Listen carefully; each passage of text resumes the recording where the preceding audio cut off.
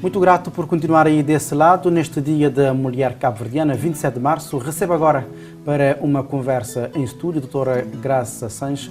Muito obrigado por se juntar a nós. Antes de mais, feliz Dia da Mulher Cabo-Verdiana. Obrigada e obrigada também pelo convite. Já agora, como é que uma mulher vive o 27 de março? É um dia muito especial, embora as pessoas em Cabo Verde digam sempre que o Dia da Mulher Cabo-Verdiana é todos os dias, dadas as especificidades da mulher cabo-verdiana. Mas é sempre um dia especial em que a mulher para, pelo menos neste dia, para refletir sobre o seu papel, sobre a sua vida e dedicar um pouco também ao seu cuidado e pensar um pouco nela, porque normalmente no dia a dia dificilmente as mulheres param para fazer esta reflexão. Então este dia é simbólico para todas as mulheres cabo-verdianas. Portanto, celebrar a mulher é celebrar um conjunto de conquistas e de vitórias. No 27 de março, em concreto, o que recordamos? A luta essencialmente das mulheres cabo-verdianas ao longo da nossa história. Nunca estiveram de fora, às vezes um pouco invisibilizada, mas sempre esteve ao lado daqueles que lutaram pela história de Cabo Verde. E a mulher cabo-verdiana, mesmo antes do período da independência de Cabo Verde, nas matas da Guiné, esteve lá. E então o 27 de março é um pouco o reflexo do reconhecimento desta mulher cabo-verdiana que, não obstante a todos os desafios e as conquistas que tem vindo a ter na sociedade cabo-verdiana, ainda falta um pouco mais de reconhecimento para algumas partes específicas da nossa mulher. Então o 27 de março é, no fundo, o culminar daquilo que foi o processo antes da luta de libertação nacional e a necessidade que se sentiu de se criar uma data específica para a mulher cabo-verdiana para que esse reconhecimento também seja feito por toda a sociedade. A mulher cabo-verdiana é conhecida sobretudo por ser uma mulher guerreira, lutadora e que não desanima no primeiro combate. Vê nesta condição, de facto, a mulher? Sim, a mulher cabo-verdiana é uma mulher muito persistente. Sabe que aqui em Cabo Verde a mulher vive em condições muito adversas. Nós temos a questão da pobreza, não é? Que afeta sobretudo as mulheres, e nós vemos que as mulheres, sobretudo as mães solteiras, têm uma grande preocupação, que não é com a sua própria vida, mas com as pessoas que estão sob a sua responsabilidade. Isto acaba por acarretar também um peso muito grande à mulher cabo-verdiana, que tem que lutar diariamente para a sua sobrevivência, a sobrevivência daqueles que estão ao seu cargo. E isto faz com que ela seja uma mulher guerreira no seu dia a dia.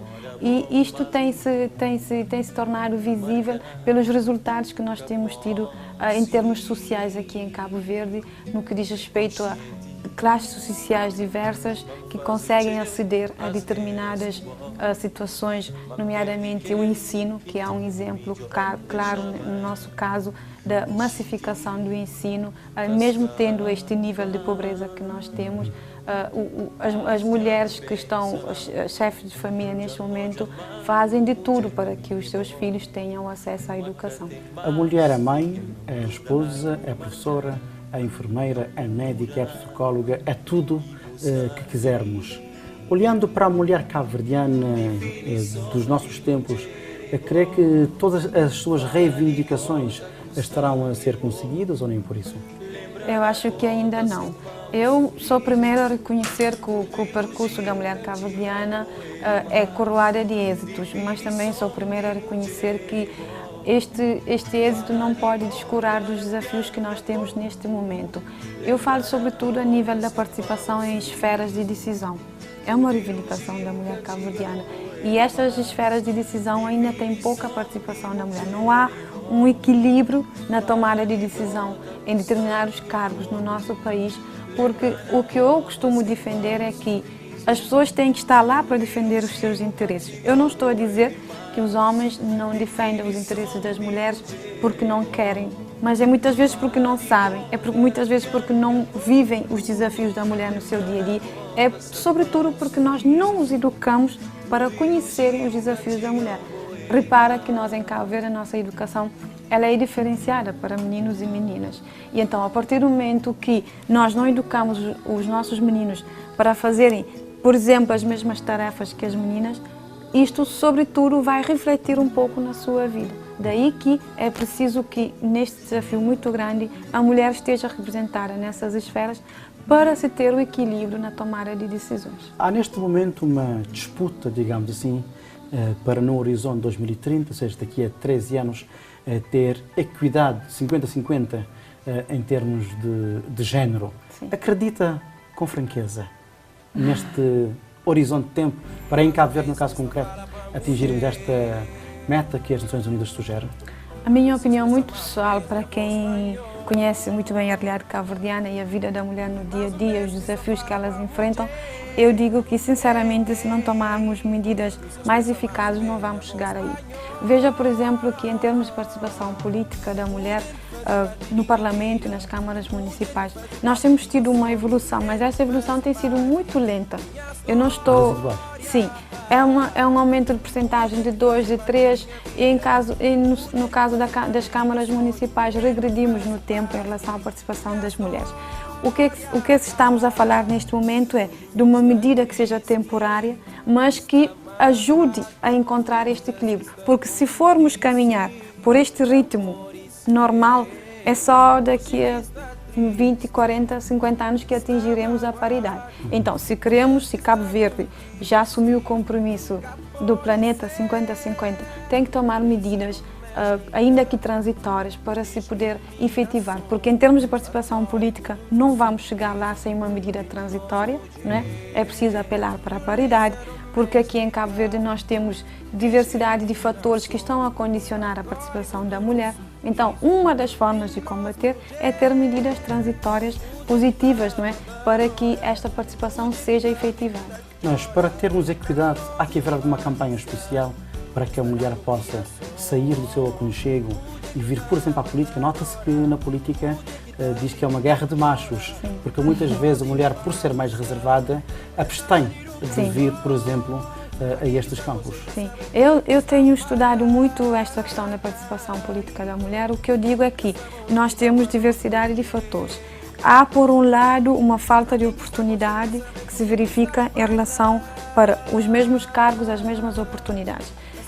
Em termos políticos, quando se faz a lista, em termos práticos, é assim: os homens estão nos cargos de decisão, são eles que se sentam nessas mesas de negociação, fazem as suas listas de acordo com os seus interesses. Eu ponho o meu nome, ponho o nome do meu compadre, do meu melhor amigo, e depois eu paro e eu penso, tem que ver se há uma mulher competente. Mas no caso deles não se verifica a competência. Para compadres não há competência. Não, mas para o caso das mulheres, vão atrás das competências, que é para encontrar subterfúgios para que a mulher vá ficando mais longe na lista. Então, por um lado, esta questão da falta de oportunidade. Por outro lado, nós também temos que reconhecer que da parte das mulheres há uma resistência. Essa resistência deve-se sobretudo ao facto da forma como nós temos vindo a fazer a política em Cabo Verde. Temos que fazer uma campanha de sensibilização para mostrar às mulheres que efetivamente, se querem ser representadas, se querem ver os seus interesses defendidos, têm que participar, por um lado, mas por outro lado também é preciso fazer uma campanha para que a política não seja vista como um aspecto negativo. Repare que o Parlamento é o centro do poder. As maiores decisões do país são tomadas no Parlamento. Não todas. Sim, e efetivamente, se as mulheres não estão lá para defenderem os seus interesses, dificilmente as coisas vão caminhando.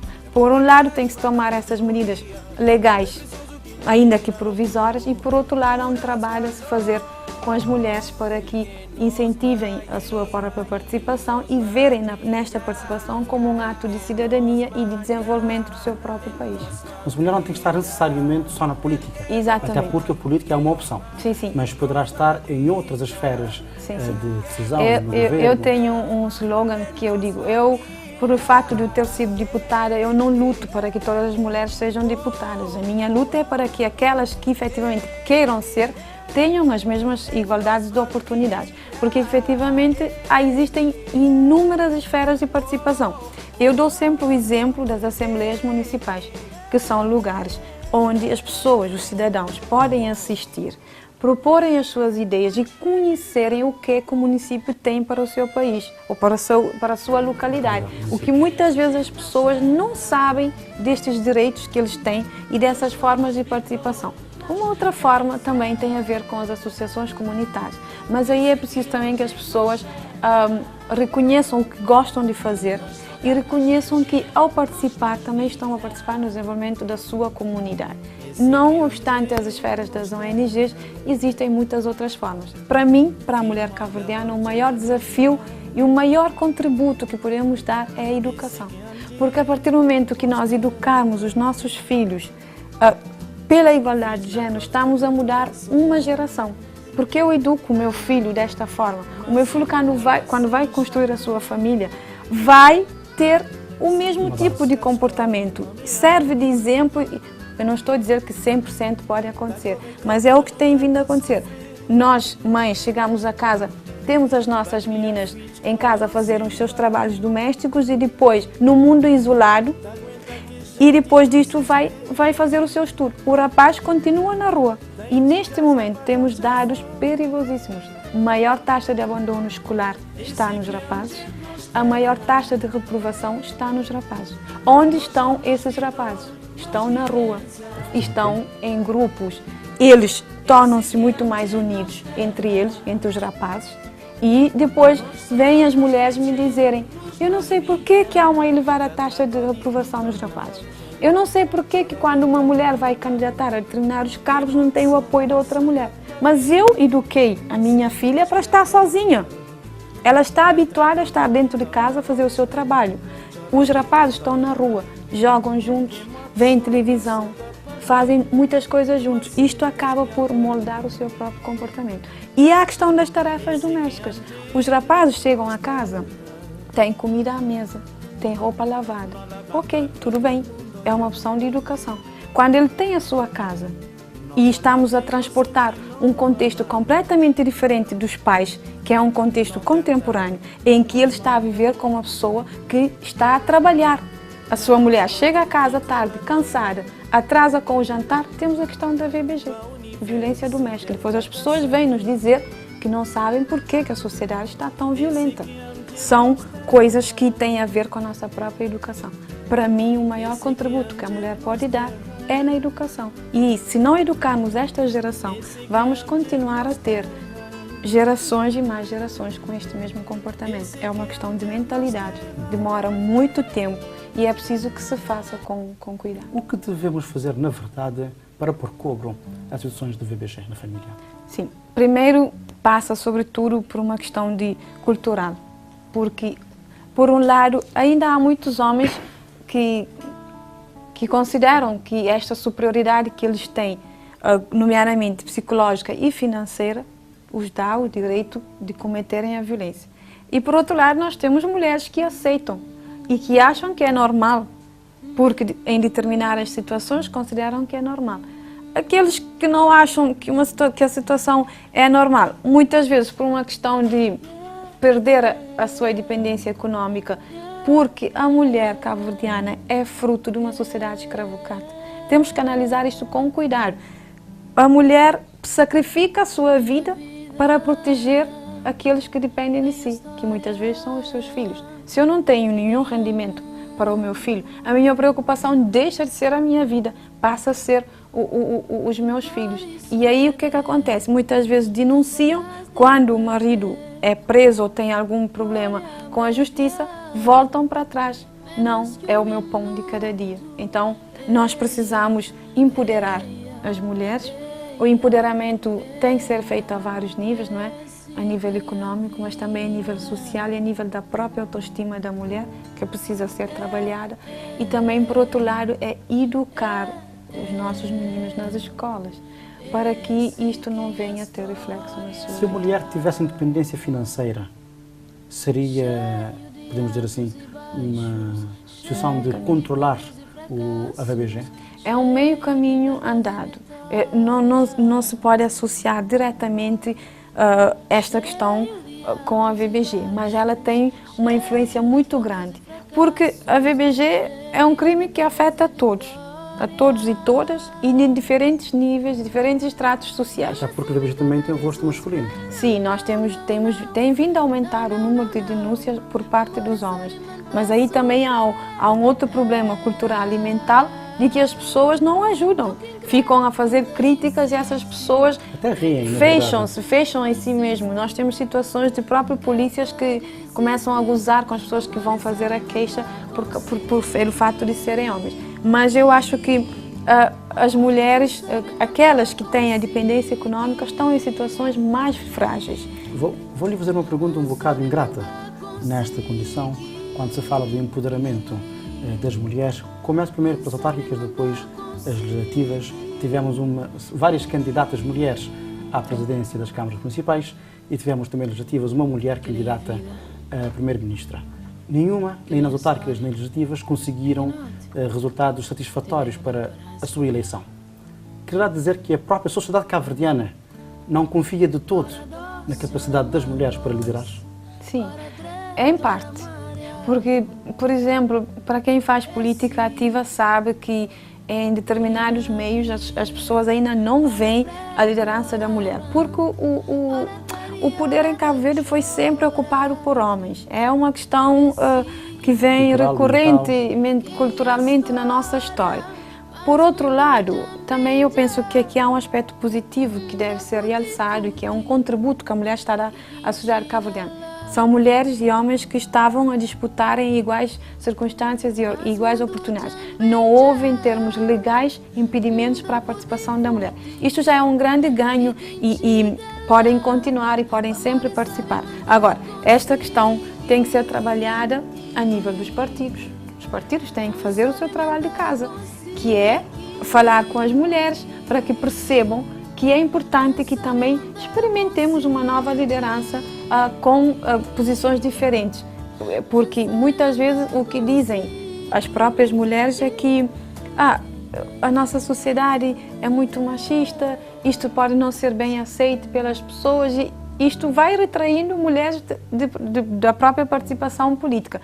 Mas às vezes o que verificamos é que também muitas das nossas mulheres têm a tendência de, quando estão a ocupar determinados cargos, querem ser iguais aos homens.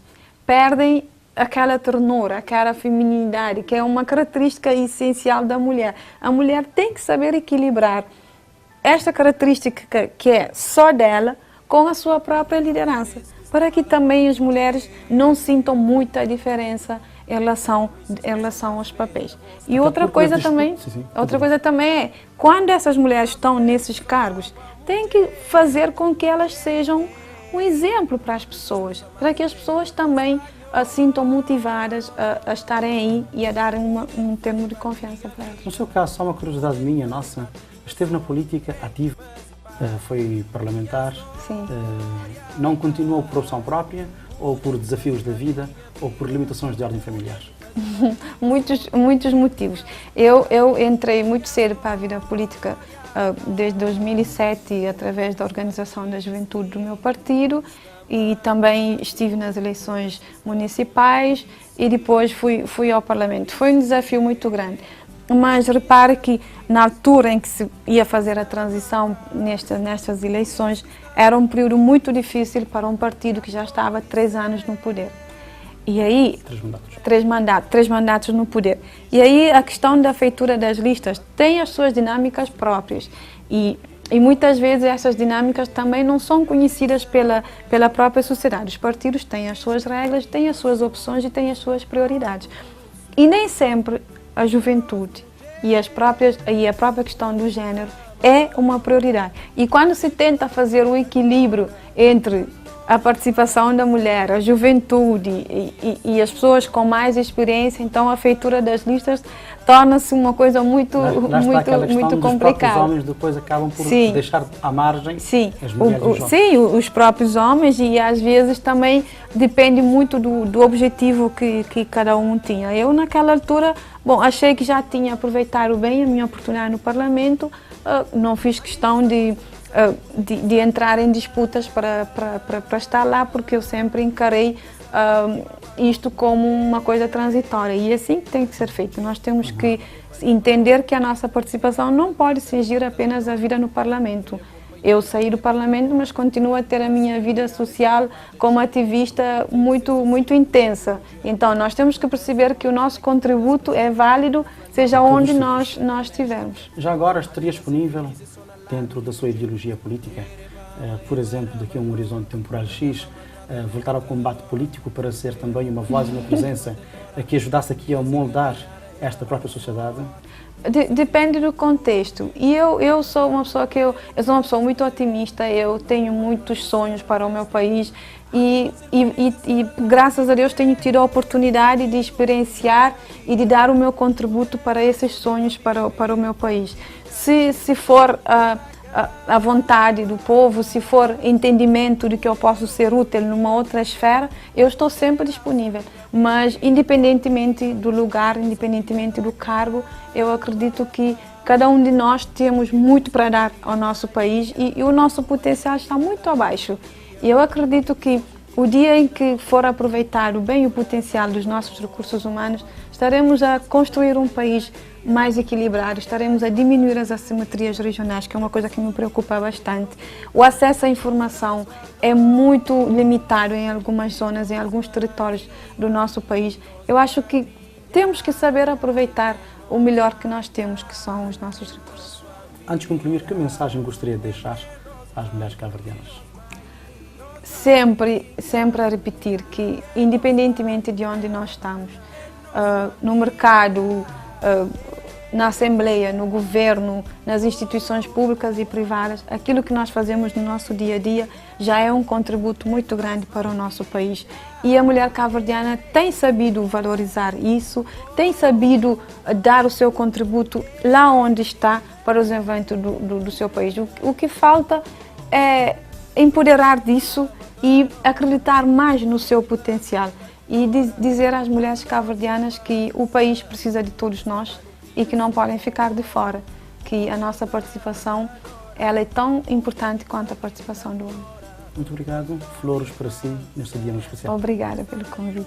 Até a próxima. Fizemos assim mais este momento de conversa. Conversámos com Graça Sanches, uma ativista hoje no campo da cidadania. Já esteve também na frente política no Parlamento a partilhar connosco aqui um bocado da sua experiência e a falar daquilo que se pode fazer para pôr a mulher no centro, ou seja, no local onde ela merece. Continue aí desse lado.